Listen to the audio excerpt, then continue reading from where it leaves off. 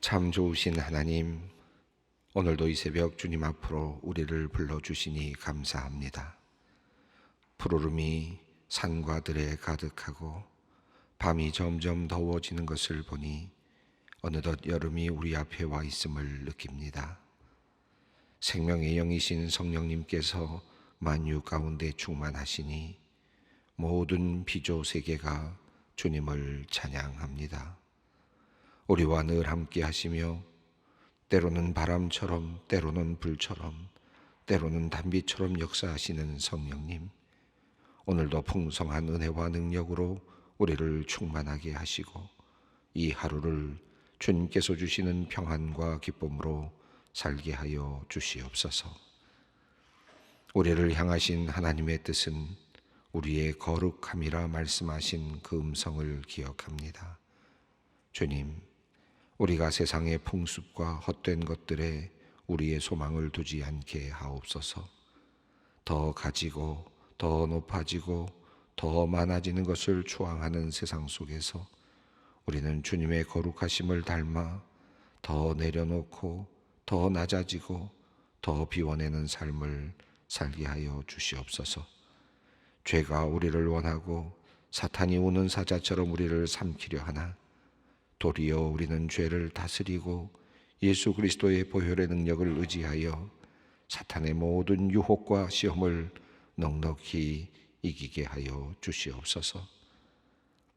하나님, 주님과 함께 시작하는 오늘이기에 우리에게는 희망이 있고 가치가 있고 보람이 있습니다.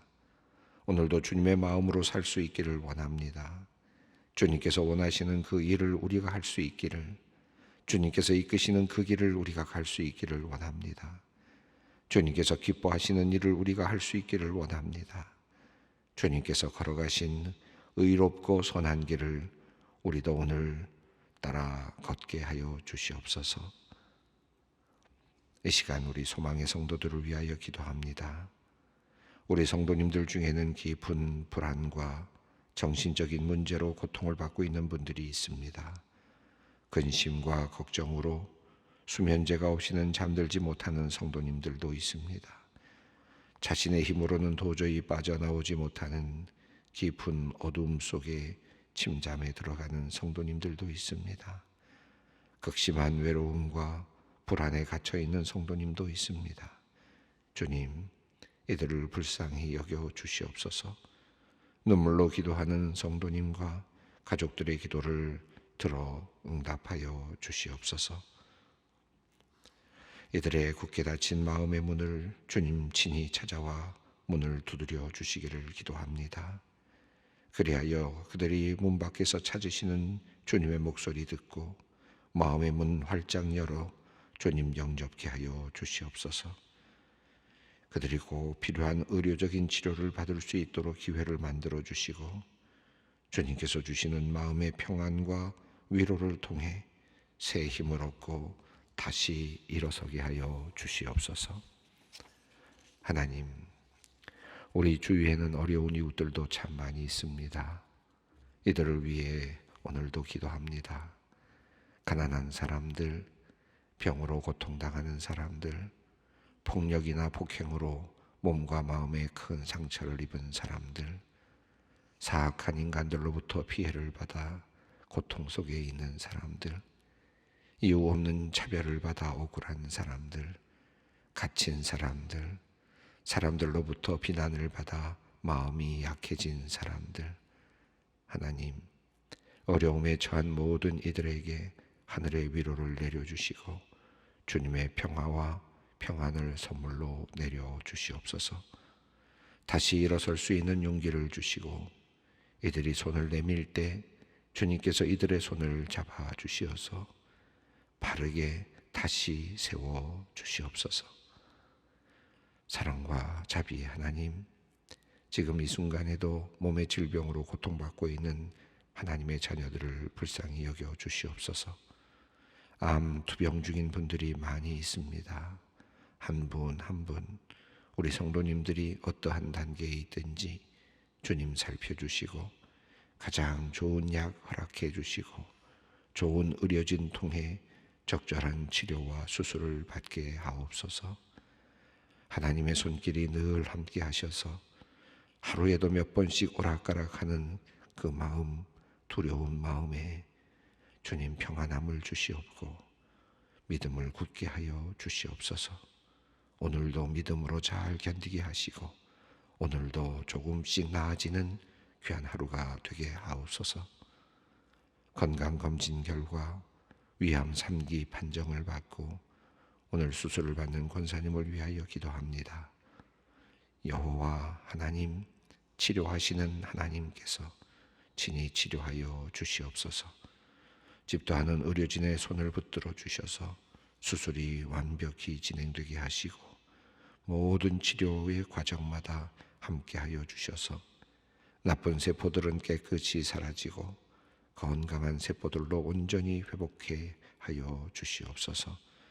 하나님께서 권사님을 능력의 오른손으로 붙들어 주시옵소서. 파킨슨 병이 진행되어 점차 몸이 약해지고 있는 성도님들이 있습니다. 늘 조심하지만 근육이 점점 약해져 갑니다. 하나님, 말도 오늘해져가는 자신을 보며 슬픈 마음입니다. 젊은 나이인데 파킨슨병에 걸려 자라나는 아이들 보며 한없이 마음이 약해지는 아빠가 있습니다. 말하는 것도 힘이 들어 교수로 가르치는 일도 버겁고 힘이 듭니다. 또한 나이가 들어 몸이 연약한 가운데 점차 파킨슨 병으로 몸을 움직일 수 없는 정도가 되어 낙담한 어르신도 있습니다. 얼마 전에는 넘어져서 머리를 꿰매는 수술도 받았습니다. 하나님, 속히 치료제가 나왔으면 좋겠습니다. 빠른 시간 안에 의학적인 해결책이 나와서 희망을 얻게 하여 주시옵소서. 하나님, 이 시간 병으로 고생하는 모든 환자들의 마음을 주님께서 위로하여 주시고 잘 견딜 수 있도록 담대함과 믿음을 주시옵소서. 또한 주님께서 더 이상 병이 진전되지 않도록 막아주시고 그들의 건강을 지켜주시옵소서. 하나님의 능력으로 기적을 보며 몸이 회복되는 은혜를 얻게 하여 주시옵소서.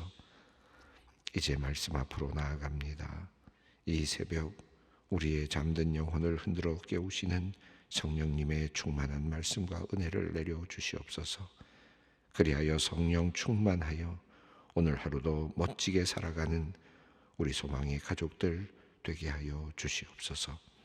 예수 그리스도의 이름으로 기도드리옵나이다. 아멘.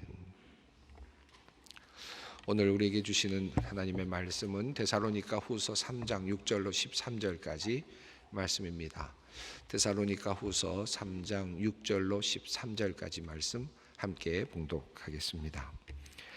형제들아, 우리 주 예수 그리스도의 이름으로 너희를 명하노니 게으르게 행하고 우리에게서 받은 전통대로 행하지 아니하는 모든 형제에게서 떠나라. 어떻게 우리를 본받아야 할지를 너희가 스스로 아나니 우리가 너희 가운데서 무질서하게 행하지 아니하며 누구에게서든지 음식을 값없이 먹지 않고 오직 수고하고 애써 주야로 일함은 너희 아무에게도 폐를 끼치지 아니하려 함이니 우리에게 권리가 없는 것이 아니요 오직 스스로 너희에게 본을 보여 우리를 본받게 하려 함이니라.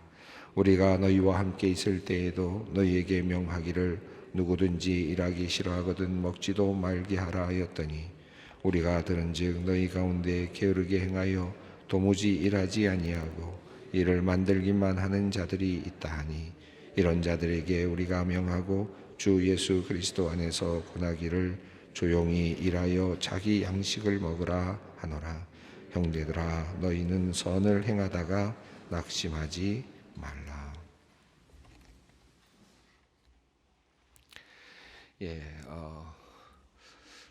멸망당하는 자들 그리고 불법을 행하는 자들이 이제 교회에 나타나서 계속해서 미혹하고 있습니다. 데살로니가 교회가 지금 겪고 있는 하나의 현실이라고 할 수 있겠습니다. 이러한 상황 속에서 너희가 미혹함을 받지 말라, 미혹되게 하지 말라라고 말씀하면서 그 미혹되게 하지 않기 위해서 말씀 그리고 전통 안에 거하라 라고 하는 말씀을 했습니다. 그리고 이어서 몇 가지 권면을 지금 사도 바울이 이어가고 있는데요. 우선 기도해달라라고 하는 말씀을 했죠. 첫 번째가 기도하라. 이 말세를 기다리면서 또 우리의 삶을 통해서 또 신앙의 삶의 여정 가운데서 꼭 필요한 것, 첫 번째가 기도였습니다. 그 기도에서 기도의 그 내용이 물론 여러 곳에서 다르게 또 다양하게 소개되고 있지만, 바로 지난 시간에 우리가 읽었던 말씀 가운데서 사도 바울이 기도하라고 하면서 기도의 제목으로 주었던 두 가지가 있었습니다. 하나는 말씀이 번져가게 해달라, 말씀이 퍼져가게 해달라 라고 하는, 말씀이 번져가게 해달라는 의미는 무엇입니까? 새로운 생명들이 계속해서 태어난다, 그리고 복음이 전파된다, 그리고 구원받는 사람들이 계속 이어진다라고 하는 그런 의미이겠습니다. 하나님의 궁극적인 목적을 이루기 위한 도구로서 사용되기를 원하는 그런 바울의 간절한 기도라고 할 수 있겠습니다. 첫 번째로 말씀이 번져가게 해달라, 이것은 우리의 기도였습니다. 두 번째는 악에서 구해달라라고 말을 했습니다. 부당한 사람들, 악한 사람들로부터 구해달라라고 하는 기도를 해달라고 그렇게 부탁을 했습니다. 하나님의 일을 할 때, 또 세상 속에서 우리가 살아갈 때 늘 끊임없이 만나게 되는 사람들이 악한 사람들이고, 또 부당하게 또 대우하는 사람들, 부당하게 살아가는 사람들을 만나게 됩니다. 이것은 어쩔 수 없는 인간의 현실인 것 같습니다. 그런데 영적인 세상으로 들어와서 우리 영적인 삶을 살 때에도 더욱 그러합니다. 이것은 사탄의 조종을 받는, 그래서 하나님의 복음이 제대로 전파되게 하지 않으려고 하는, 못하게 하려고 하는 그런 세력에 의해서 또 큰 방해를 받게 되는 것을 느끼게 됩니다. 은혜가 풍성하고 하나님의 역사가 풍성하게 일어나려고 할 때 꼭 사탄이 틈타는 것을 우리가 종종 봅니다.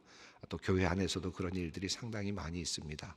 한참 번성하고 한참 교회가 은혜 가운데 깊이 들어가는 그런 순간이어서 너무 모두가 기뻐하고 있을 때 사탄이 틈타거나 또는 또 분란이 일어나는 그런 경우들을 많이 보게 되죠. 그래서 사도 바울은 그런 악한 이들로부터, 부당한 사람들로부터 보호해달라라고 하는, 구해달라라고 하는 기도를 해달라고 그렇게 부탁을 했습니다. 우선 믿는 사람들이 해야 될 첫 번째는 기도입니다. 끝까지 기도해야 한다. 앞서 지난번에 말씀드렸던 것처럼 신실하신 하나님께서 이루실 것입니다. 우리는 그 믿음을 갖고 있습니다. 결국은 구원하실 것이고 결국은 완성시킬 것이다. 하지만 그럼에도 불구하고 우리는 기도한다. 이것을 위해서 기도한다는 첫 번째입니다. 두 번째는 행하라고 했습니다. 너희에게 명령한 것을 지키라 라고 그렇게 부탁을 했죠. 명령, 하나님께서 주시는 명령, 사도 바울을 통하여, 사도들을 통하여 주시는 그 명령, 그 가르침, 그것을 행하라 라고 그렇게 말씀합니다. 그 행함은 단순하게 그 명령을 따르는 것은 율법의 조문을 따르는 그런 개념이 아니라, 그래서 율법을 지키듯이 행동으로 그것을 그대로 따라가는, 법을 지키듯이 따라가는 것이 아니라 그 마지막에는 하나님의 사랑, 그리고 그리스도의 인내까지 이르는 데 있다. 그 목표 지점은 하나님의 사랑처럼 사랑하는 데, 그리고 그리스도께서 인내하셨던 것처럼 인내하는 데까지 도달하는 것이 목적지다 라고 그렇게 말씀하고 있습니다. 그래서 말씀을 따라 행하는 것은 사랑에까지 도달할 수 있도록, 그리고 그리스도의 그 인내에까지 도달할 수 있는 자리에까지 우리가 끊임없이 말씀을 따라 살아간다 라고 하는 그런 의미입니다. 그러니까 인격이 변화되고 또 법전문적인 어떤 변화가 아니라, 법전문적으로 따라가는 것이 아니라, 율법적으로만 따라가는 것이 아니라 행동이 바뀌고 삶이 바뀌고 태도가 바뀌는 그와 같은 단계로까지 행동으로 나아가는 것, 그런 의미의 행동, 태도가 바뀌어서 나타나는 행동, 그리고 방향성이 바뀌어서 나타나는 그런 행동, 이런 데까지 나아가기를 원하는 사도 바울의 권면이었습니다. 첫 번째는 기도, 두 번째는 행하라라고 하는 말씀이었습니다. 자, 오늘 본문 말씀은 또 다른 세 번째 중요한 권면이 들어 있습니다. 6절 말씀을 함께 읽겠습니다. 형제들아, 우리 주 예수 그리스도의 이름으로 너희를 명하노니 게으르게 행하고 우리에게서 받은 전통대로 행하지 아니하는 모든 형제에게서 떠나라. 무엇하라고 했습니까? 떠나라라고 하는 말씀입니다. 첫 번째는 기도하라, 두 번째는 행하라, 세 번째는 떠나라. 이렇게 정리하면 아마 적절한 정리가 되지 않을까 생각이 듭니다. 떠나라는 말씀은 분리되라라는 뜻이겠죠. 분리되어야 된다. 그리고 이 말은 excommunication, 그러니까 출교를 의미하는 말이기도 합니다. 그래서 교회에서 이런 사람을 내보내라, 쫓아내라 라고 하는 의미까지도 포함되는 말이기도 합니다. 믿음의 공동체에서 이런 사람들을 제외시켜라 라고 하는 의미까지도 포함되는 그런 표현이라고 할 수 있겠습니다. 자, 그러니까 우리가 신앙생활을 하면서 분리되어야 될 사람들이 있다. 모두와 다 함께 잘 지낼 수는 없습니다. 앞서도 우리 모두가 다 구원받는 것이 아니다라고 하는 그런 바울이 그런 이야기를 한 것처럼 우리 모두가 다 한 운명이 아니고 한 공동체가 아니다라는 것을 늘 인식하면서 또 분리되어야 될 사람들을 구별하는 것도 굉장히 중요하다라고 하는 사실입니다.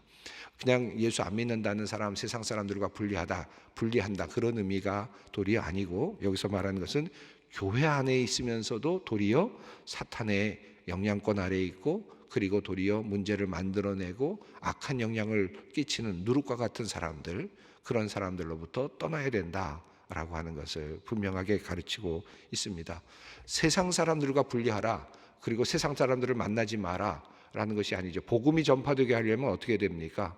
복음이 퍼져나가게 되려면 어떻게 됩니까?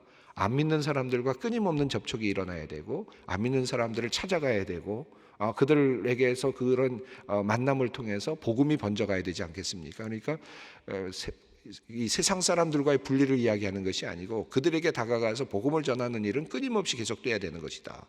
그런데 지금 도리어 형제들 가운데서, 안에서 도리어 문제를 만들어내고 있는 그런 악한 영향을 미치고 있는 사람들, 그런 사람들에서부터 떠나야 된다, 분리가 되어야 된다라고 하는 것입니다. 어떤 사람들을 분리시키라고 말을 했습니까? 여기 보면 두 가지 사람의 예가 나오고 있습니다. 첫 번째는 게으르게 행하고 라고 이렇게 말했고, 두 번째 우리에게서 받은 전통대로 행하지 아니하는 모든 형제에게서 떠나라 이렇게 말했습니다. 여기 형제라는 말은 그러니까 믿음의 공동체 안에 있는 사람들이겠죠. 교회 안에 있는 사람들이지만 이런 류의 사람들과는 분리되어야 된다라는 의미입니다. 첫 번째는 게으르게 행하는 사람들, 게으르게 행하는 사람들입니다. 앞서서 이 데살로니가 교회에 대한 이런 저런 이야기를 드리다가 그 어떤 이미 구원이 임했다, 그리고 예수 그리스도께서 재림하셨고 하나님의 나라가 이미 이루어졌다 라고 말하면서 더 이상 우리가 할 게 없다 라고 말하는, 마치 큰 깨달음을 거둔 것 같은 사람들이 있었다는 거죠. 그러면서 더 이상 이제 할 게 없다, 이제는 이미 하나님의 나라가 완성됐으니까 우리는 즐기고 그냥 살면 된다라고 생각하는 그런 주장을 하는 사람들이 있었던 것 같습니다. 특별히 데살로니가 교회에 당시 이 편지를 쓸 때 아마 그런 유의 사람들이 강하게 어떤 역사를 하고 있었던, 그런 사역을 하고 있었다고도 보여집니다. 그래서 게으르게 행한다라는 말은 단순하게 게으르게 일하지 않고 살아가는 사람들, 남의로부터 얻어먹으면서 그저 편하게 사는 사람들, 이제 종말이 다 가까이 왔으니까 더 이상 일할 필요가 없다라고 말하는 사람들. 그러니까 한편으로는 그냥 몸이 게으른 사람들을 의미하기도 하지만 신학적으로 잘못 오도되어 있는 사람들이기도 합니다. 이제 종말이 다 다가왔는데 우리가 일할 필요가 뭐 있느냐? 이미 종말이 왔는데 더 이상 무슨 일을 한단 말이냐? 곧 오는데 무슨 우리가 어떤 일을 더 할 수 있단 말이냐? 포기하고 그저 모든 인생, 나에게 주신 이 세상에서의 삶을 완전히 포기해버리고 그냥 이제 종말을 기다리고 있는 사람들, 그런 유의 사람들도 포함되는 것입니다. 그러니까 여기서는 신학적으로도 잘못되어 있는 사람들이죠. 하나님께서 나에게 주신 시간을 끝까지 선영하고 마지막까지 최선을 다하겠다라고 하는 의지가 없이, 하나님께서 이제 예수 그리스도의 재림이 얼마 안 남았으니까, 그러니까 이제 더 이상 일할 필요 없다, 이제 그냥 기다리자라고 말하는 그런 사람들, 게으른 사람들. 이 게으름이라고 하는 것에는 나름의 이유가 있는 겁니다. 신학적인 이유가 있습니다. 믿음의 이유가 있습니다. 그런데 그럼에도 이건 잘못되어 있는 지금 이유이죠. 그리고 태도라고 할 수 있겠습니다. 끝까지 주님께서 오시는 그날까지 우리가 그날을 알지 못하기 때문에 언제 올지 모르기 때문에, 더 나아가서는 먼저 악한 이들이, 멸망당하는 이들이 우리를 미혹하게 하기 때문에 더욱더 경성하고 정신 차리고 그렇게 신앙생활을 해야 되는데도 불구하고 이제 곧 얼마 안 남았다라고 하는 그런 이유를 들어서 마음껏 살아도 된다, 또 이미 구원이, 예수 그리스도의 구원이 모든 것을 완성시켰기 때문에 마음껏 죄를 짓고 살아도 우리는 구원받는다라고 말하는 잘못된 가르침을 가르치고 있었던 그런 사람들로부터 경계를 말하는 것이고, 또 분리를 하라는 그런 의미이기도 합니다. 한마디로 말하면 이단과 분리해라 라는 의미이기도 하겠습니다. 또 하나, 우리에게서 받은 전통대로 행하지 않는 사람들, 앞서도 전통이라는 말이 한번 나왔었죠. 왜 바울은 여기서 전통이라는 말을 썼을까요? 그냥 내가 가르치는 나의 가르침대로 살지 않는 사람들, 우리가 가르친 가르침대로 살지 않는 사람들이라는 말로도 충분할 수 있었겠죠. 또 종종 바울은 다른 곳에서도 그렇게 사용하기도 했습니다. 그런데 이곳에서는 전통이라는 말을 일부러 사용을 하고 있습니다. 영어로는 그냥 teaching이라고 되어 있지만 여기서 말하는 것은 전통이라고 하는 것으로 번역하는 것이 좀 더 적절할 것 같습니다. 장로의 유전을 따라서 마태복음에 나오는 그런 단어, 똑같은 단어를 사용하고 있으니까요. 자, 그런데 여기서 말하는 이 전통은 어떤 의미입니까? 단순하게 바울이 한 번 말한 이야기, 한 번 말한 가르침을 넘어서 가르침이 쌓이고 또 바울의 가르침이 아니라 디모데의 가르침, 또 다른 실로아노의 가르침, 그 외에도 많은 사도들의 가르침, 베드로의 가르침, 그런 가르침들을 통해서 교회가 하나로 묶여져 가는, 또 예루살렘 공회를 통해서 또 하나의 중요한 관점을 하나에 정리하고, 그리고 그대로 가르치기로 서로 합의하고, 또 그것이 분명한 하나님의 뜻이라는 것을 확정하고, 그리고 가르쳐오는 그 기독교 교회의 어떤 전통, 이것을 말하는 거죠. 그러니까 이것은 단순하게 한 사람의 기발한 아이디어나 어떤 우리의 가슴을 뛰게 하는 어떤 못 들어봤던 어떤 특별한 이야기, 우리를 미혹시키는 그런 이야기가 아니라 지금 늘 들어왔던 이야기고 늘 반복되는 이야기이지만 그러나 진리의 말씀이라는 이런 의미이겠습니다. 이 전통이라는 의미. 그래서 색다른 것이 없어 보이고, 전통은 그렇지 않습니까? 늘 하던 거니까 색다른 게 없어 보이지 않습니까? 그러나 이 말씀의 전통이 얼마나 귀한 것인가, 여기서부터 떠나려는 사람들을 향해서 이렇게 전통대로 행하지 않는 사람들을 너희들은 떠나라 라고 그렇게 말합니다. 사실 당시에 이 데살로니가 지역뿐만 아니라 고린도 지역이라든지 이런 지역에서는, 헬라 지역에서는 유랑하는 그런 지혜자들이 많이 있었죠. 철학적인 어떤 사고 또는 가르침, 이런 것을 가지고 유랑하면서 어느 집에, 부유한 집에 머물면서 의탁하면서 일하지 아니하고, 그리고 말만 하면서 어떤 독특한 이야기들, 기발한 이야기들, 지혜자 같은 이야기들을 하면서 그렇게 삶을 영위하는 그런 지식을 팔고 있는, 지혜를 팔고 있는 그런 사람들이 꽤 많았다는 것이죠. 그런 사람들을 또 이야기하는 의미이기도 하겠습니다. 그래서 사실 우리가 신앙생활 하다 보면 자꾸 우리 스스로가 뭐 새 것 없나? 좀 더 신선한 거 없나? 사실 더 좋은 말씀이 없나? 더 뭐 좀 나를 좀 흥분시키는 말씀이 없나? 여러분, 자꾸 이제 그런 마음이 들 때가 있습니다. 근데 뭐든지 그렇지 않습니까? 사이다를 먹든 뭘 먹든 처음에는 시원하지만 그 다음엔 또 다른 갈증이 오는 것처럼, 항상 우리가 신선함이 있을 때는 그 신선함이 끝까지 갈 수는 없죠. 더 신선함만을 계속 추구하다 보면 자칫하면 전통에서 벗어나는 그런 곳까지 이룰 수가 있고, 자칫하면 이단과 또 미혹하게 하는 영에 또 휩쓸릴 수도 있습니다. 우리가 신앙생활을 하면서 우리가 그런 마음을 항상 좀 가질 필요가 있다고 저는 생각합니다. 많은 분들이 그런 미혹함에 빠질 때가 있었음을 제가 목회하면서 보아왔습니다. 자, 여기서 중요한 것, 게으르게 행하는 사람들로부터 떠나라. 그리고 받은 전통대로 행하지 아니하는 자들로부터 떠나라.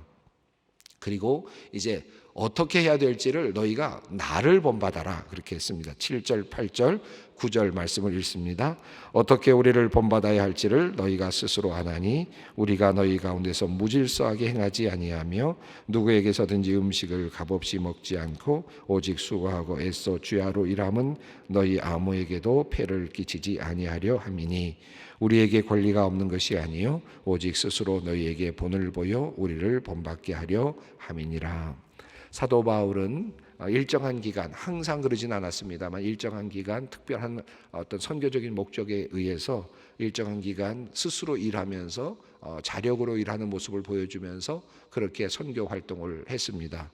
지금 그 이야기를 하고 있습니다.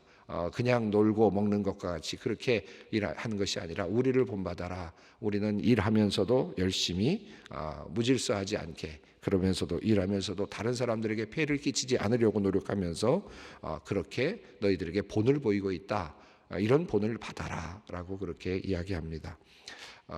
우리가 어떻게 이런 이야기를 보면서 이제 앞서가는 신앙의 선배들, 또 신앙이 좋은 분들의 모습, 우리 신앙 성도들 중에도 그런 분들이 있지 않습니까? 또 목회자들 중에도, 또는 우리 장로님들 중에도 우리 앞서 가시면서 참 멋지게 신앙생활 하신다 하는 분들이 있습니다.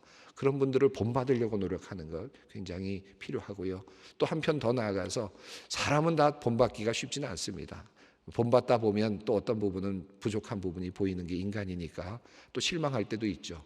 그 사람을 보면 우리가 실망하지만 예수 그리스도를 본받는다. 우리의 초점을 예수 그리스도에게 고정하면 훨씬 더 우리가 안전할 수 있겠습니다. 그러나 옆에서 우리가 좀 초보적인 믿음이 있을 때는 앞서가시는 신앙의 선배들을 따라가는 것도 또 다른 방법입니다. 다만 인간에 대해서 너무 신뢰하거나 완전할 것으로 기대해서는 안 되겠죠. 인간은 늘 부족하니까 그 부족한 부분도 생각하면서, 그러나 좋은 점들을 배워가는 것, 좋은 신앙의 모습들을 내가 배워서 나의 것으로, 나의 무기로 그렇게 채워가는 것은 의미 있는 일이라고 생각합니다. 예수 그리스도의 그 삶을 본받는 것이야말로 가장 궁극적인 그런 우리의 모델이라고 할 수 있겠습니다. 그리고 10절, 11절, 12절은 이제 스스로 일하면서 자립하면서 그리고 신앙생활을 하라라고 하는 말씀입니다. 그래서 일하기 싫거든 먹지 말라 그렇게 가르쳤다라는 이야기를 하면서 11절 말씀을 읽습니다.